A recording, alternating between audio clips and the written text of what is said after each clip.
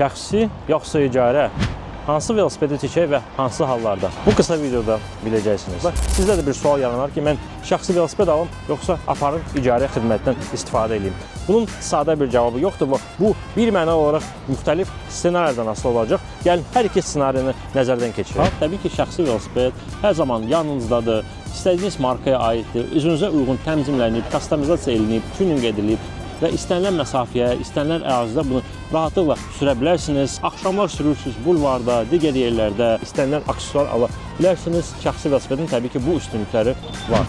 Lakin digər bir ssenari nəzərə alaq. Siz məsələn şəhər daxilindəsiniz və tıxaclardan yan keçmək istəyirsinizsə, qısa zamanda A nöqtəsindən B nöqtəsinə şəhər mərkəzində qısa məsafədə çatmaq istəyirsinizsə, sizin köməyinizlə məhz icarə velosipedi gələ biləcək. Yəni siz gəlirsiniz, velosipedi götürürsünüz, proqramı açırsınız, QR kodu skan edirsiniz, gedirsiniz 10 dəqiqə, 15 dəqiqə, 20 dəqiqə sürürsünüz və apar olan digər yerlərdə bunu park edirsiniz və işinizi bitirirsiniz. Və təbii ki, apar xidmətinin daha bir vacib üstünlüyü odur ki, onun donanmasında belə deyək, elektrik velosiped, narıncı velosipedlər, bu sırf elektrik velosipedlərdir. Bakının bəzi küçələrində şəraiti nəzərə alsaq, enişləri, yoxuşları nəzərə alsaq, məhz elektrik velosiped daha məqsədə uyğundur, daha rahatdır, tərləmirsiniz. Bu qədər dostlar, siz də öz təcrübənizi şərhlərdə yaza bilərsiniz. Növbəti vloqlarda, mini vloqlarda görüşərik.